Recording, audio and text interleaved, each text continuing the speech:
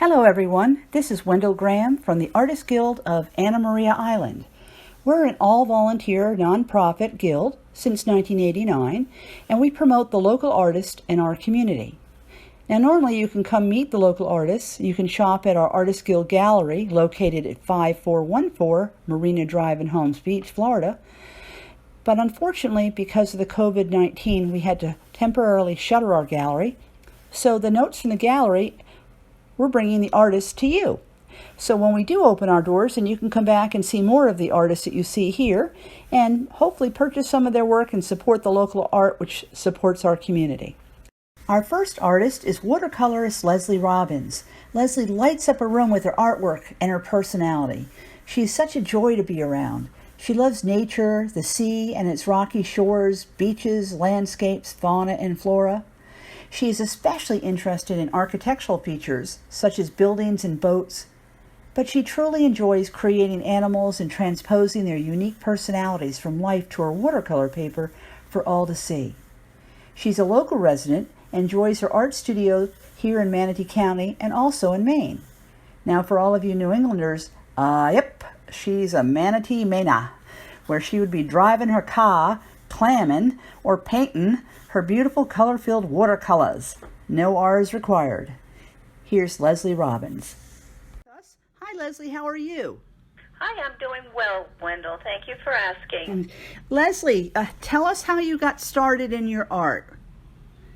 Well, I was up in Maine, and I found out that my daughter's high school art teacher was giving classes at Portland School of Art, and I decided, well, I'm going to go and take some classes with her, and I drug a friend along with me, and that's how we got started.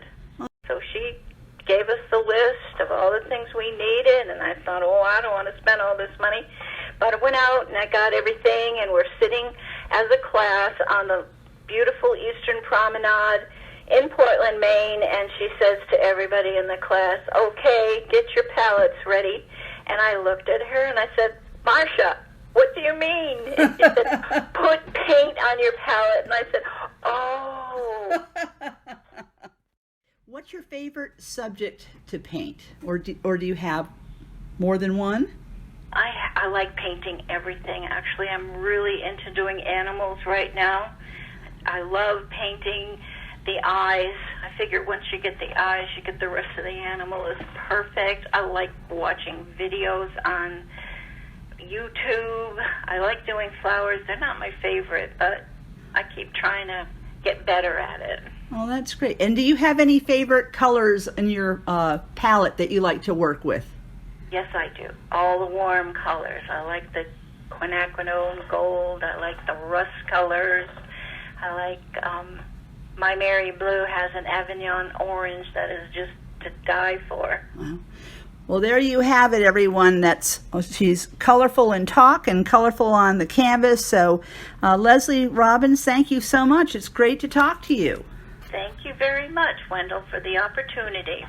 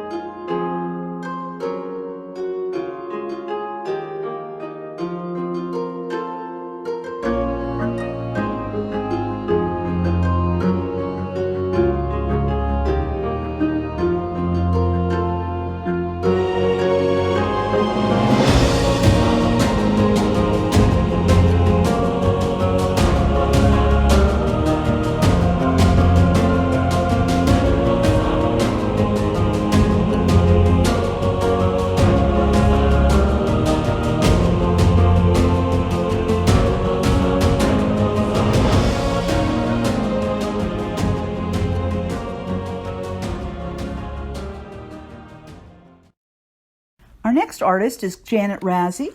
She's a second-generation stained glass and acrylic artist, and she's often heard to say that glass works as her paints and tiny diamonds are her paintbrush. She loves to work in her studio, which she calls the Glass Shack. She still uses many of the tools that belonged to her father, from whom she learned the trade initially. She said she frequently feels her dad right next to her, guiding her glass cutter.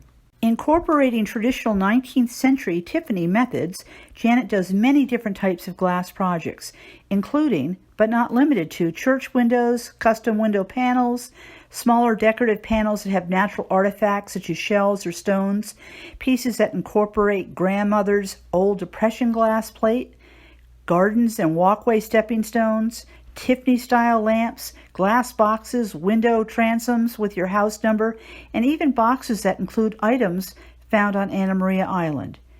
She does stained glass mosaics, lamping, which is torching, and glass blowing.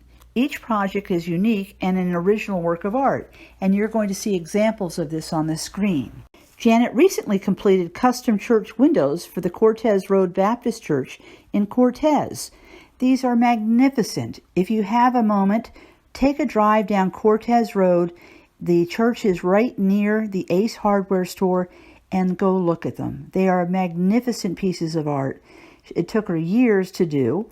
A lot of Band-Aids. She can tell you exactly how many little cuts she had on her fingers, but I'll tell you the results are just awesome.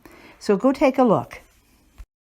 We have Janet Razze, one of our featured artists, with us right now. Hi, Janet. How are you? I'm fine. How are you? Good, thanks. Janet, can you describe what it was like to work with your father? Because you learned the art of stained glass from him, correct? Yes. In the beginning, I did. Yes. And do you have a memory of your dad that you could share? Well, my dad was a true master teacher. He taught us everything by letting us do it. He wouldn't help. He'd stand over our shoulders and he'd, give us tips. But he was very encouraging, very patient, and I really enjoyed working with him. Our personalities were very similar, and I learned a lot, not just about glass, but I learned about designing houses and woodworking and other things from him. He was a carpenter by trade. And what he did was he taught me the basics. I took classes later on, formal classes in the Tiffany method, but he gave me the basics. And one of the very special things I remember about him is we made only one piece together. And it was very tiny. We had some leftover glass, and he said, well, take this, let's figure out what to do with it. I looked at the colors, and I said, let's make a little hummingbird. It's not very big. And we whipped it together fairly quickly. And what was nice, it was a piece we did together, and just 2 weeks later, my dad passed. So it was something that I have from him that hangs in my studio right over my head every single day. Oh, that's sweet. Yeah. What a gift there. Tell us, Janet, what if for the students or artists that want to work with stained glass, what are a couple of things that they should not do? And also, what advice would you give them starting out? Of the equipment that you need and to have the proper tools. There's basic tools, and there is a cost. If you don't have patience, this is not something that you want to do. Okay. You have a lot of patience. You have to be exact. You have to be pretty good in geometry and math to do this as well. Now you're going to scare half the artists off. And then I would also say to those who like to purchase stained glass or any type of glass, there's a few things that you cannot do once you own stained glass. Never use cleaning products like Windex. It will actually ruin the patina on it, and sometimes it will do funky things with the glass itself.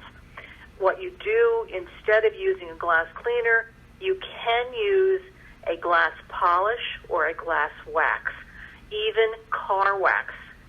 Yeah, will work as well. But don't use any type of Windex or any type of cleaning No, not liquid. with ammonia in it. Now it will ruin it. Okay. So I do suggest getting a glass polish. You can get that online on Amazon. The other thing to do, and to remember never to do, is to store any or ship any glass horizontal. It will break. So you have to keep everything vertical. If you're transporting it in a car, it goes vertical. If you're going to store a glass window for a period of time, it has to be vertical. Glass is stronger vertical than it is horizontal. Okay, terrific. Well, thank you very much.